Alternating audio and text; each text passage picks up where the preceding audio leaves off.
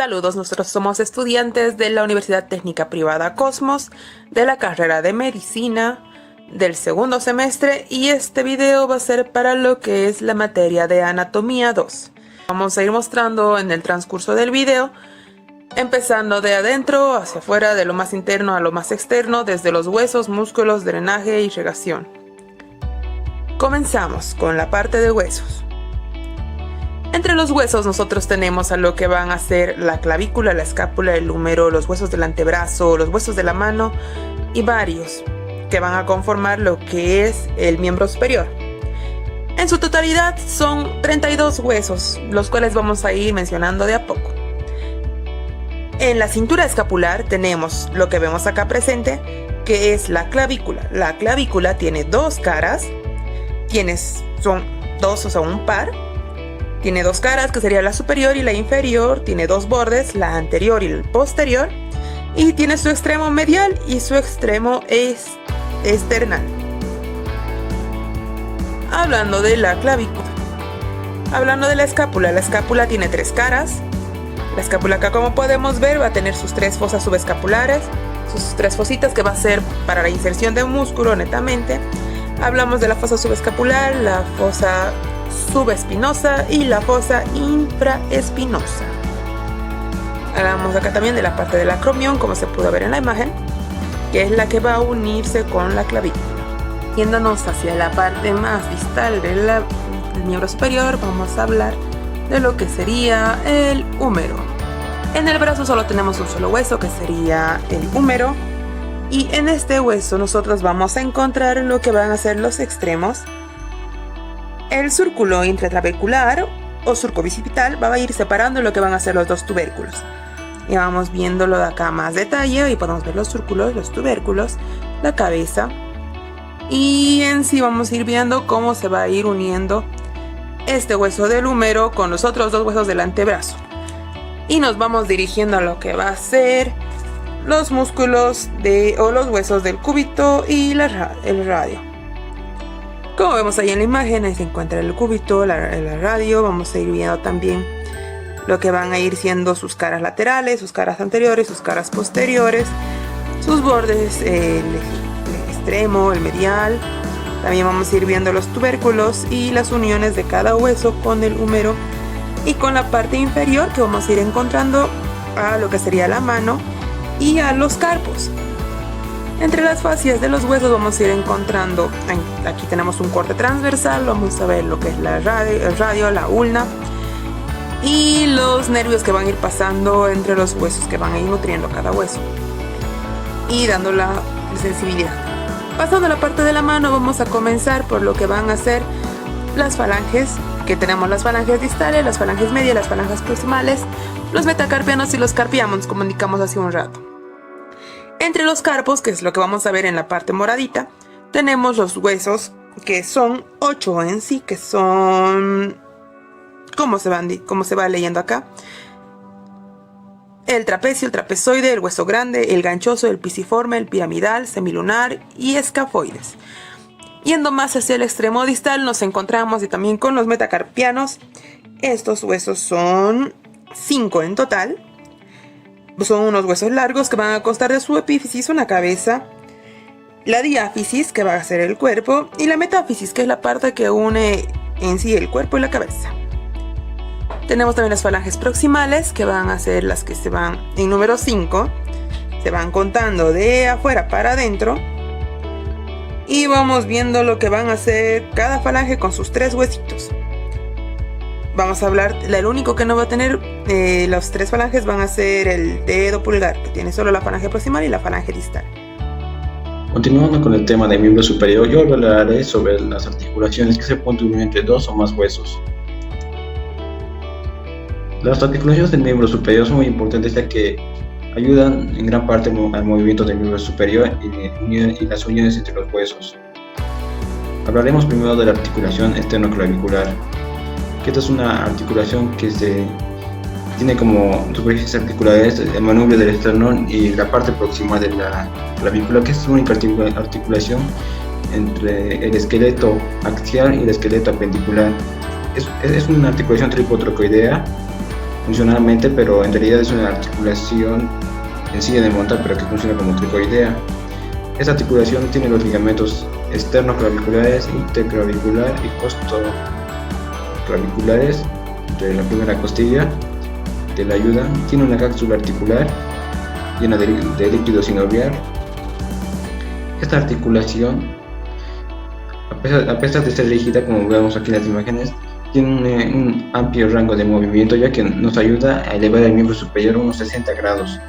También cuando movemos el miembro superior anterior o posteriormente, esa articulación se mueve en un ángulo de 20 a 30 grados. Otra articulación que tenemos es la articulación acromioclavicular, que esta es una articulación del acromion de la escápula con la clavícula. Es una articulación plana, ya que permite solamente el deslizamiento de la clavícula sobre el acromio. Esta articulación tiene los ligamentos acromioclavicular y los ligamentos coracoclaviculares, que lo vemos aquí como ligamento trapezoide y conoideo.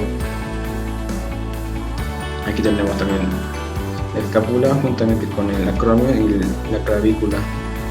Es más probable que la clavícula se rompa ante un evento de fuerza antes que esta articulación, mejor dicho.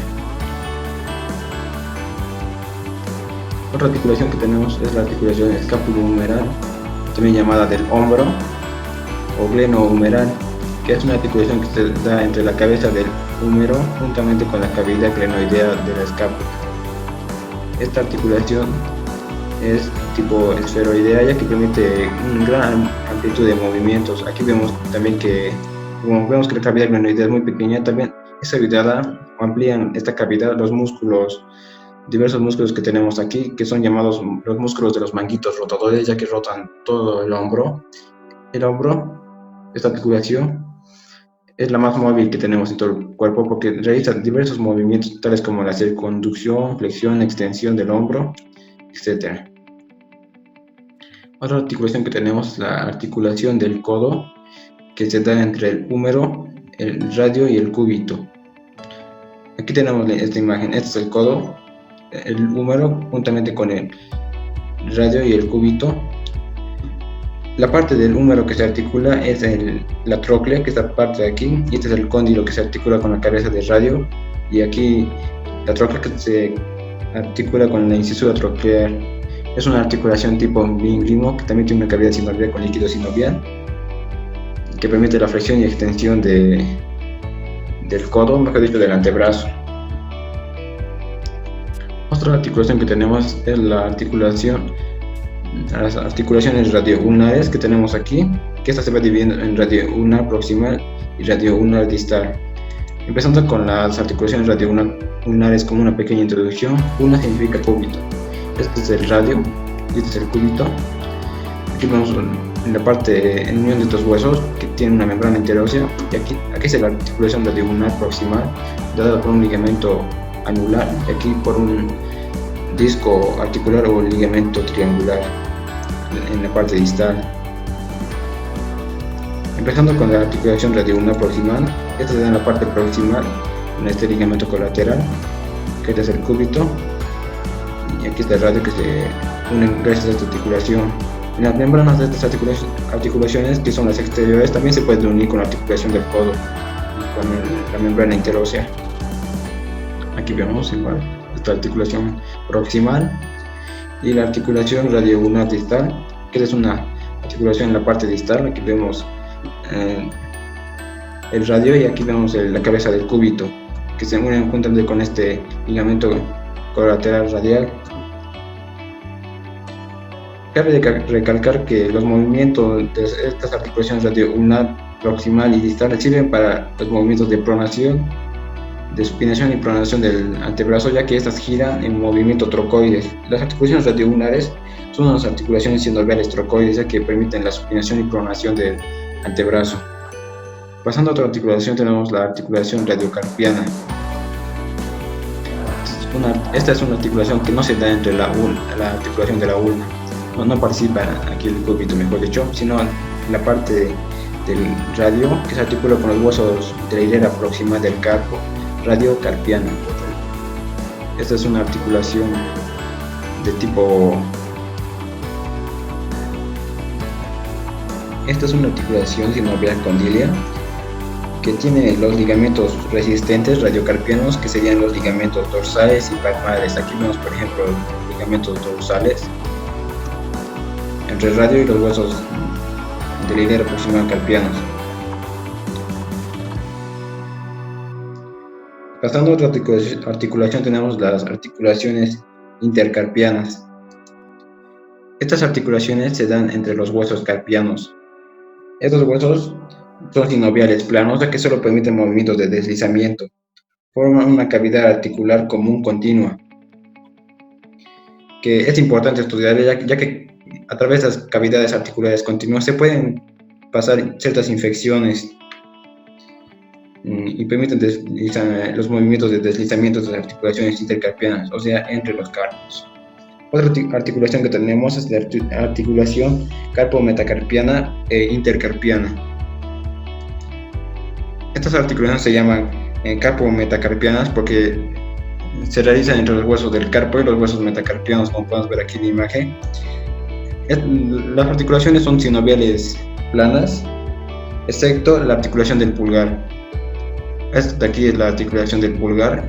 Esta no es plana, la articulación del pulgar, porque permite los movimientos de ese hueso metacarpiano, flexión, extensión, es silla de montar, mientras que de aquí estos huesos metacarpianos no tienen ningún movimiento y por lo tanto son sinoviales planas.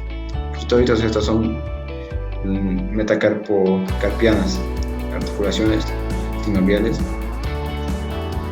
Y las intercarpianas se llaman así porque se da entre los huesos intercarpianos, que acompañan al de la articulación radiocarpiana a realizar los movimientos de la mano. Realizan los movimientos de deslizamiento. Y por último tenemos las articulaciones intercarpofalángicas e interfalángicas. Estas articulaciones son sinoviales, condilias, que realizan varios movimientos y también silla de montar. Estas articulaciones se llaman metacarpofalángicas porque se dan en los huesos metacarpianos, que todos aquí son estos 5, con los huesos de las falanges. Estas articulaciones también las llamamos las otras, que serían las interfalángicas, que se dan entre las bases de las falanges. Estas articulaciones son silla de montar, mejor dicho, metacarpofalángicas, y mientras las articulaciones interfalángicas son tipo gínglimo porque permiten solamente el movimiento de flexión y extensión. Aquí podemos ver exactamente una articulación sinovial de una articulación entre las falanges, interfalángica. Ahora sobre la irrigación, drenaje venoso e inervación del miembro superior. Vamos a empezar a hablar sobre las arterias.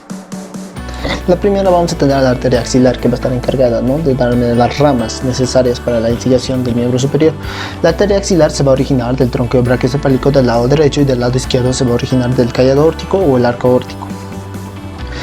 Esta subclavia va a pasar por arriba de la primera costilla y se va a dividir en una preescaleno, posescaleno y posescaleno.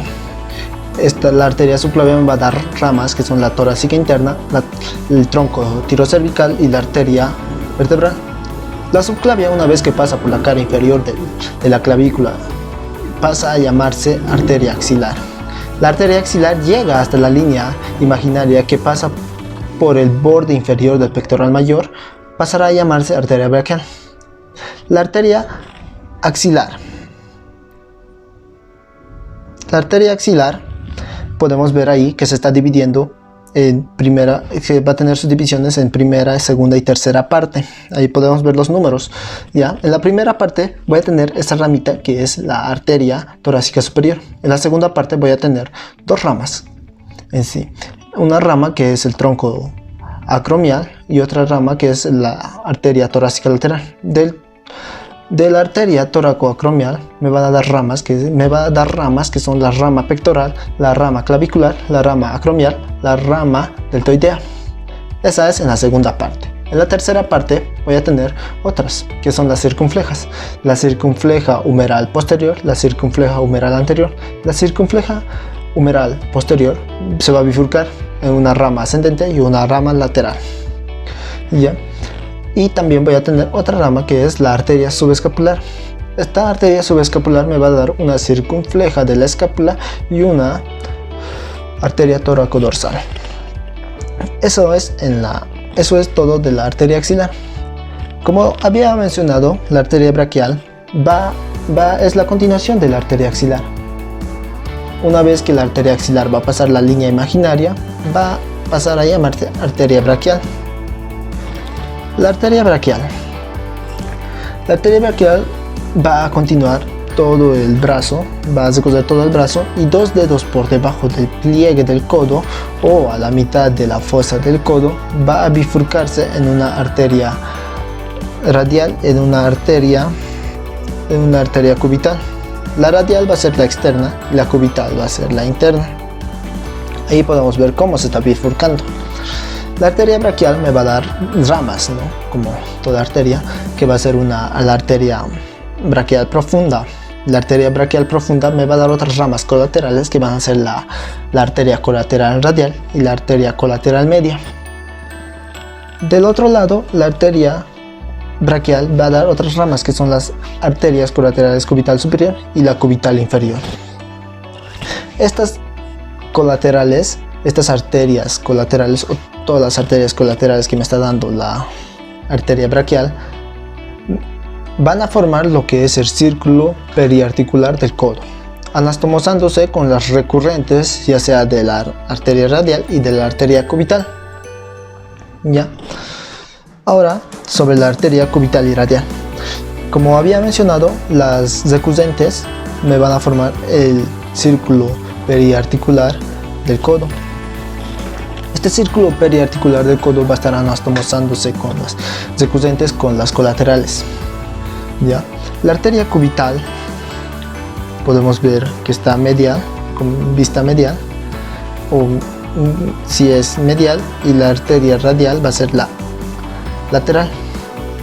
La arteria cubital me va a dar las recurrentes, que son la recurrente cubital anterior, la recurrente cubital posterior y la arteria interósea común, que me va a dar una arteria interósea recurrente, una arteria interósea posterior y una arteria interósea anterior. La arteria radial me va a dar la que es la recurrente radial. ¿Ya? Estas arterias radial y cubital me van a descender por todo el antebrazo para formarme los arcos palmares, que son el arco palmar profundo y el arco palmar superficial. El arco palmar profundo va a estar formado por la arteria dorsal del pulgar y con la rama palmar profunda. Esas dos arterias me van a formar el arco palmar profundo. El arco palmar superficial va a estar formado por la arteria radial y por la arteria cubital, ¿no? El arco palmar profundo me va a dar las arterias metacarpianas palmares. El arco palmar superficial me va a dar unas arterias digitales palmares. Estas dos arterias se van a anastomosar, van a hacer una anastomosis y me van a originar a las arterias digitales palmares comunes. Ahí podemos ver cómo se están anastomosando. Y estas arterias digitales palmares comunes se van a bifurcar y me van a originar a las arterias digitales palmares propias. Y esas van a ser las que me van a irrigar a las falanges.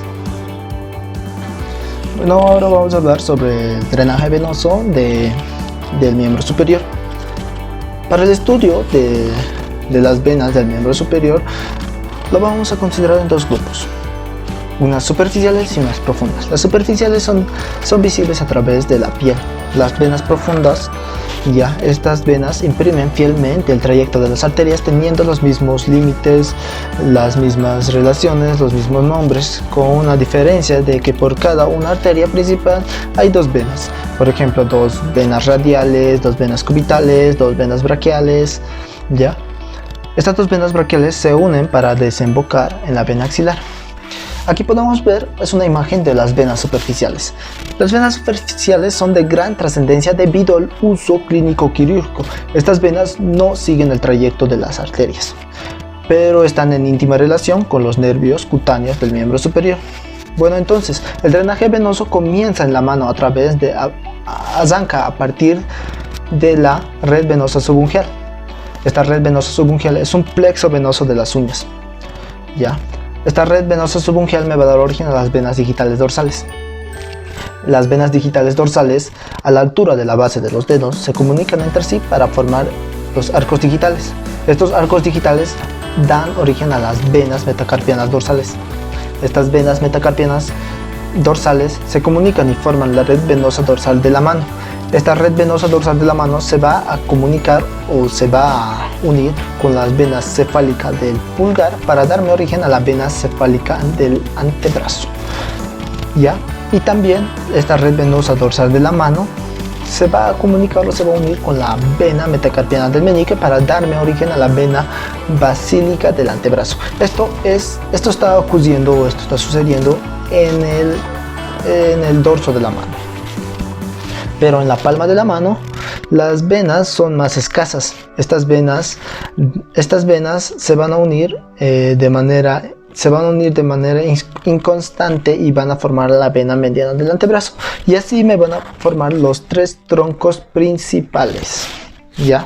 Los tres troncos principales, los tres troncos venosos principales. Estos tres troncos ya son la vena cefálica del antebrazo, la vena mediana del antebrazo y la vena basílica del antebrazo. Para el estudio tenemos dos esquemas, un esquema clásico y un esquema común. Yo voy a hablarles sobre los dos esquemas. El esquema clásico. Tenemos a los tres troncos. ¿Ya? La vena mediana va a ascender por el mediana, está en medio del antebrazo, va a ascender y a la altura de la flexura del codo recibe a una vena perforante del codo y va a seguir ascendiendo y se va a bifurcar a nivel de la fosa cubital, se bifurca, ¿no?, en dos venas, que es la vena mediana cefálica y la vena mediana basílica. La vena mediana cefálica se va a ir a unir con la vena cefálica del antebrazo para formarme la vena cefálica del brazo. Y la vena mediana basílica de igual forma va a ir y se va a ir a unir con la vena basílica del antebrazo para formarme la vena basílica del brazo. Y a este esquema se le denomina como esquema clásico, también como la famosa M venosa. La podemos ver en la imagen que está en nuestro lado izquierdo con el puntero rojo, lo está remarcando. Esa es la famosa M venosa. En el esquema clásico que está en nuestro lado derecho, lo podemos observar, tenemos también a los tres troncos, ya, a los tres troncos principales venosos. La vena cefálica del antebrazo se va a bifurcar ya cerca de la fosa cubital y me va a dar una rama mediana del codo. Esta rama mediana del codo se va a ir a unir o comunicar con la vena mediana del antebrazo y seguidamente se va a comunicar con la vena cefálica del antebrazo para formarme se va a ir a comunicar con la vena basílica del antebrazo para formarme la vena basílica del brazo. ¿Y qué pasa con la vena cefálica del brazo? Bueno, la vena cefálica del brazo nada más es la continuación de la vena cefálica del antebrazo. Pasaría a llamarse vena cefálica del brazo, ¿no? Ya, la vena cefálica del brazo asciende el brazo por el borde lateral del bíceps braquial y luego se aloja en el surco dectopectoral. Después de alojarse en el surco dectopectoral, me va a perforar la membrana costocoroidea para desembocar en la vena axilar. Y la vena basílica del brazo, esta vena basílica del brazo es la más voluminosa, asciende por el borde medial del brazo, más o menos a la altura del tercer medio del brazo, perfora la fascia braquial.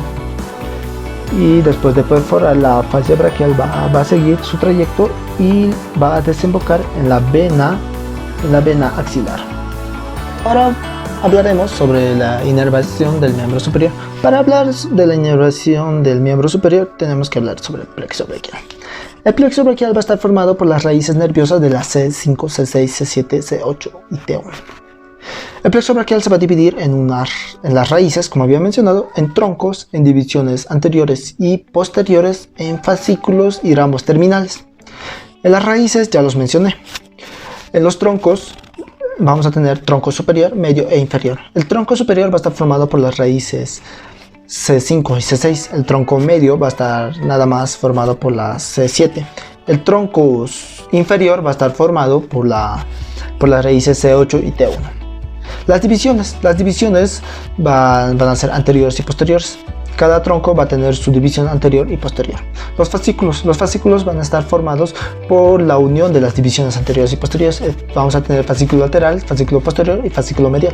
El fascículo lateral va a estar formado por las divisiones anteriores de los troncos superior y medio. El fascículo posterior va a estar formado por las divisiones posteriores de los tres troncos. El fascículo medial va a estar formado por la división anterior del tronco inferior. ¿Ya? Los fascículos me van a dar las ramas terminales. Las ramas terminales del fascículo lateral van a ser el nervio musculocutáneo y una rama que me va a ir a formar el nervio mediano. Las ramas terminales del fascículo posterior van a ser el nervio axilar, el nervio radial. Y las ramas terminales del fascículo medial va a ser el nervio cubital y una rama que me va a ir a formar el nervio mediano. El nervio mediano va a estar formado por las ramas del fascículo lateral y del fascículo medial. Eso en el plexo braquial.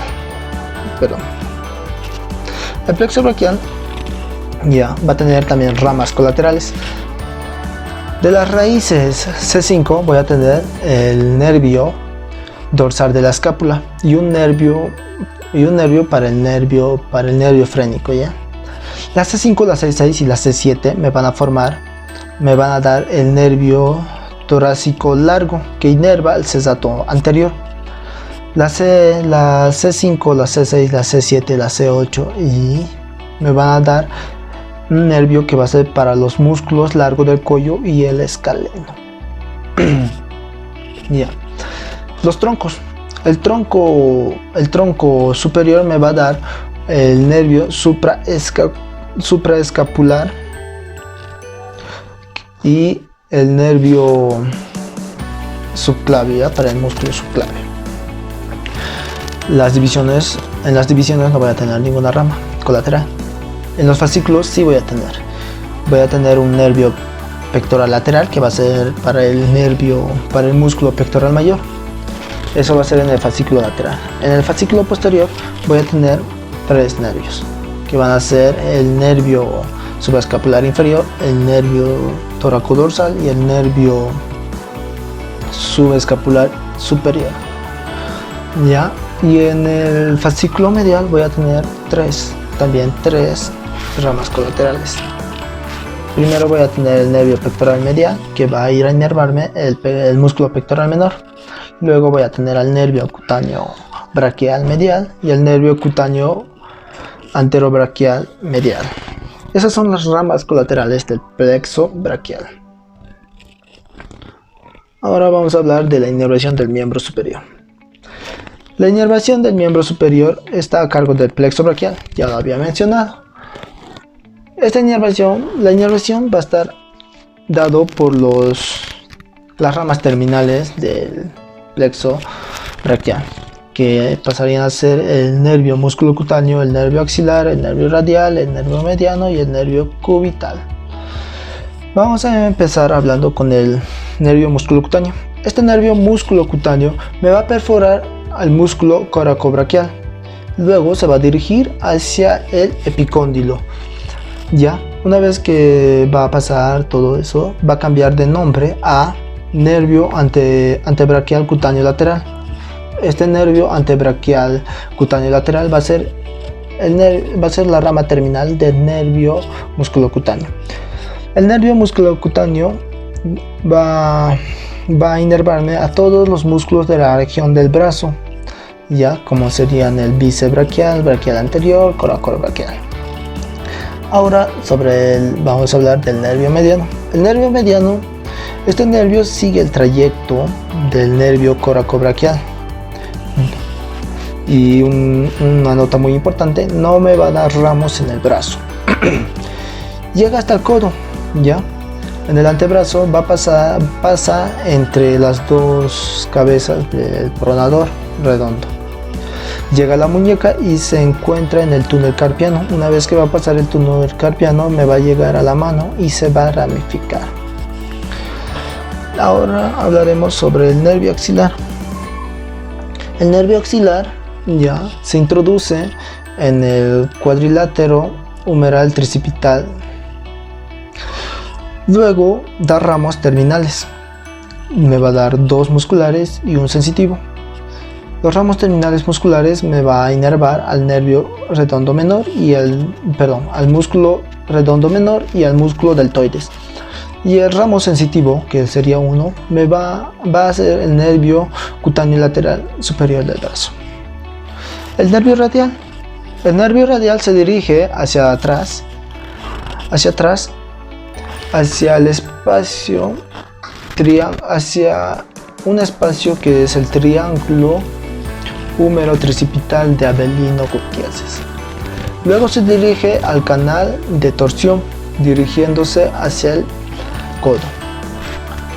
Ya se bifurca dando dos ramos terminales, que es un ramo superficial y un ramo profundo. El ramo superficial me va a dar dos ramas, que es el aductor largo del pulgar y el extensor largo del pulgar.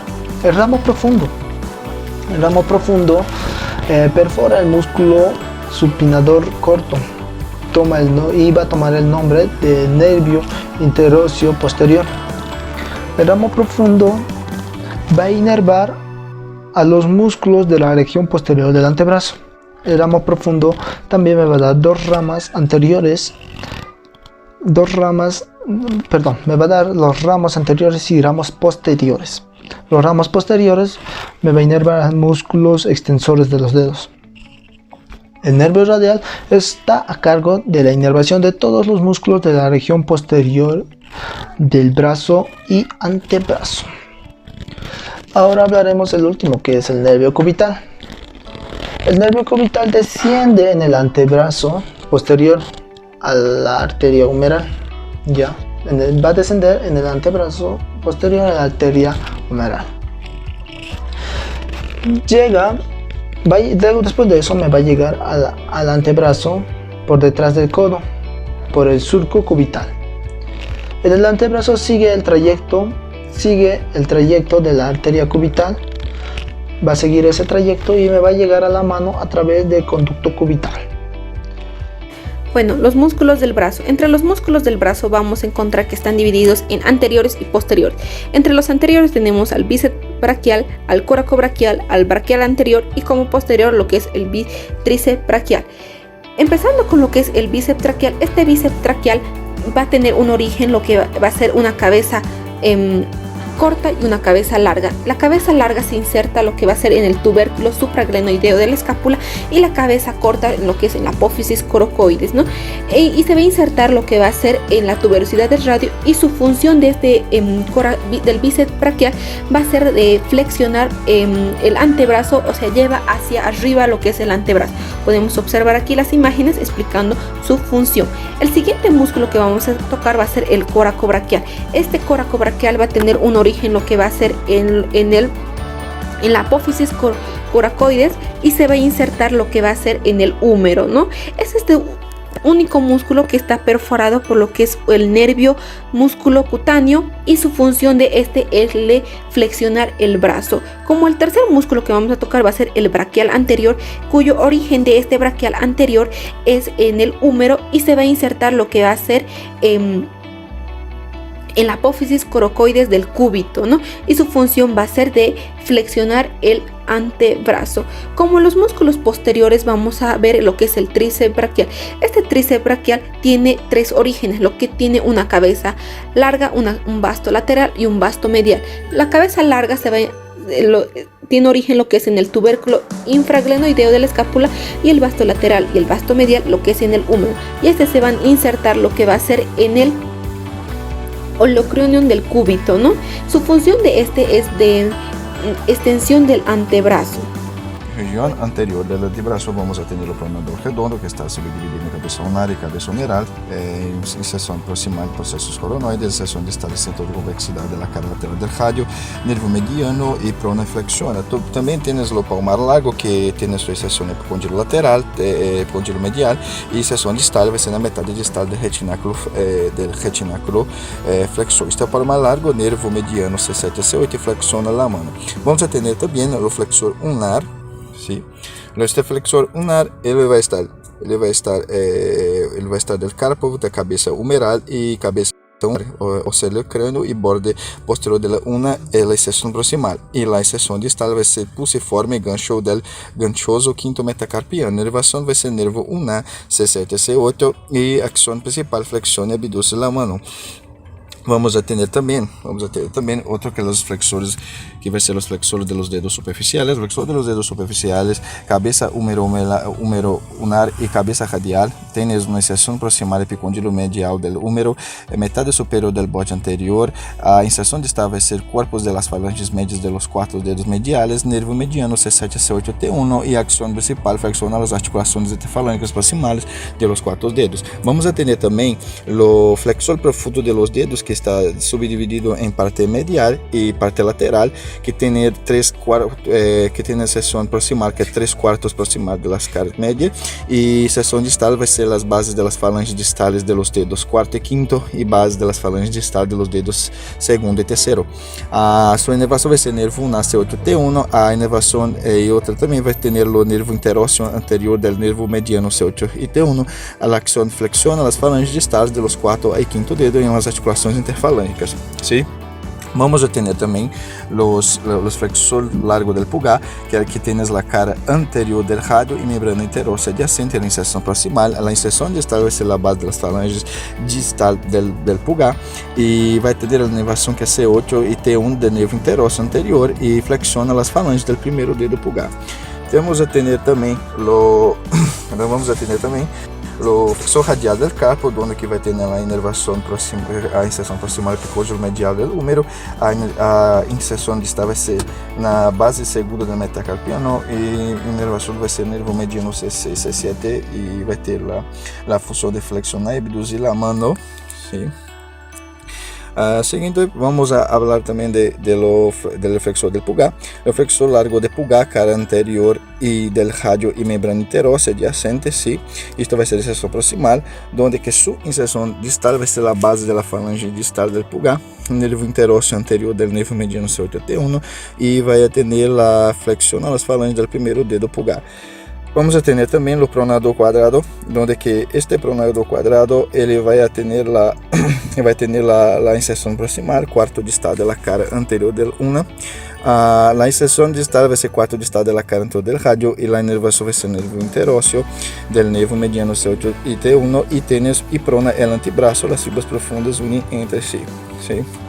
Algunos otros músculos que vamos a tener vai ser a parte de posterior. La parte posterior vai estar dividido en los extensores de los dedos, donde los extensores de los dedos tienen el epicondilo lateral del húmero, origen común de los extensores. La inserción distal va a ser expansiones extensores de los 4 dedos mediales. Inervación va a ser ramo profundo del nervo radial C7 y C8. Ele estende los 4 dedos mediales y también estende el quinto dedo inicialmente en la articulación metacarpiana. Este vai ser este extensor de los dedos. Agora tem o extensor de la Monique, que também é epicondilo lateral humeral, origem comum de los extensores. Tem sua inserção distal expansão extensora del quinto dedo e ramo profundo del nervo radial C7, C8 e estende o quinto dedo, que é o dedo la Monique. Vai atender também o extensor radial largo del carpo, onde que tem sua inserção proximal na cresta supracondilo lateral del húmero, cara dorsal de la base del segundo metacarpiano, nervo radial C6, C7 e estende e abduce la mano. E também vai atender os extensor ulnar del carpo, que tem sua inserção proximal em epicondilo lateral del húmero, borde posterior, e inserção distal vai ser a cara dorsal de la base del quinto metacarpiano, vai ser ramo profundo del nervo radial e estende e abduce la mano e el carpo.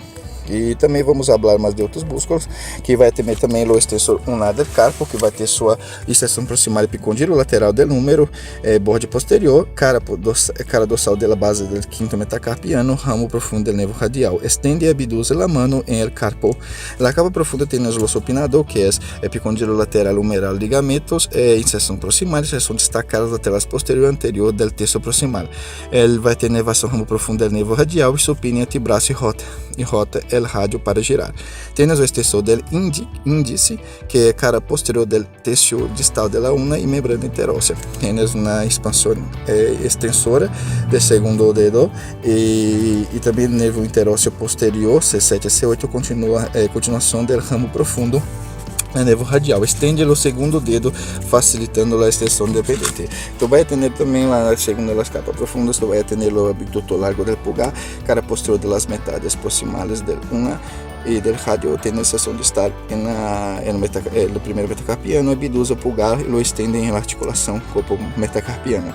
Tem o extensor pulgar largo, cara posterior del tercio medio de la una y la membrana interósea, cara dorsal de la base de la falange distal del pulgar y nervo interóseo posterior también. Estende la falange distal del pulgar en las articulações interfalángicas.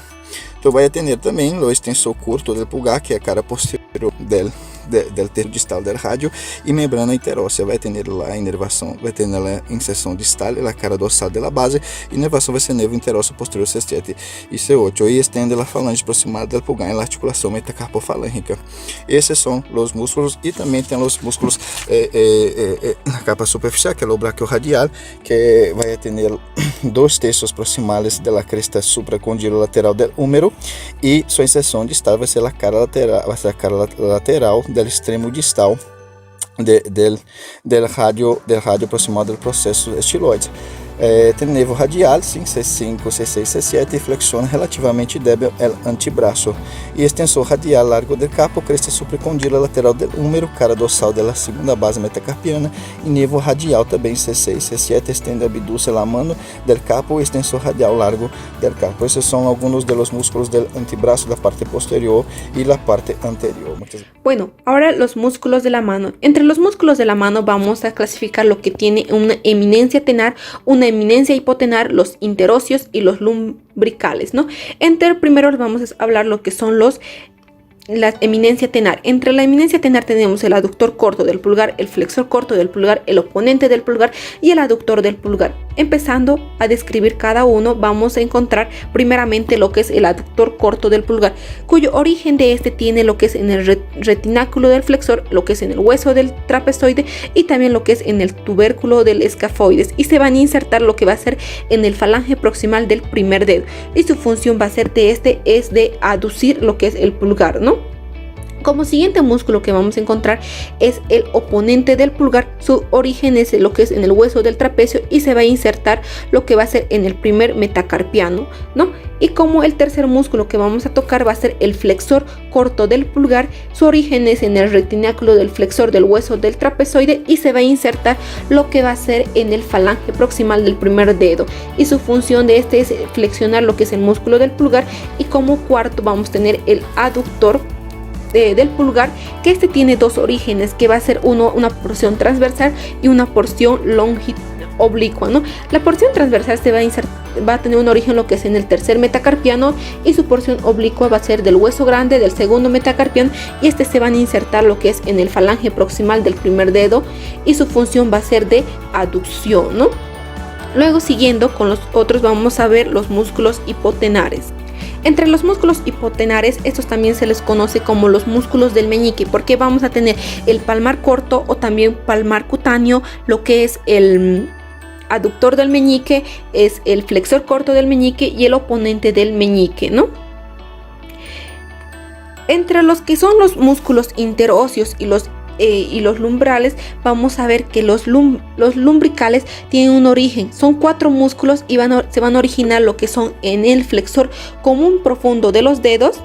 Estos son 4 y se van a insertar lo que son en las espaciones aponeuróticas del segundo hasta el quinto dedo, ¿no? Luego vamos a tener lo que son los músculos interóseos, cuales estos se van a dividir en palmares y en dorsales, los cuales los palmares igual son 4 y se originan lo que es del primero, segundo, cuarto y quinto metacarpiano, y estos se van a insertar lo que van a hacer en el primero, segundo, cuarto y quinto dedo, y su función de este va a ser de aducción del dedo, ¿no? Y los dorsales, estos también son 4.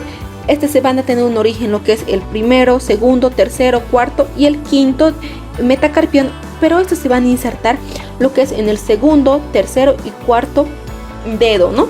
Ya que lo dejan libre el primero y el quinto dedo, y su función de esto es de la aducción de los dedos.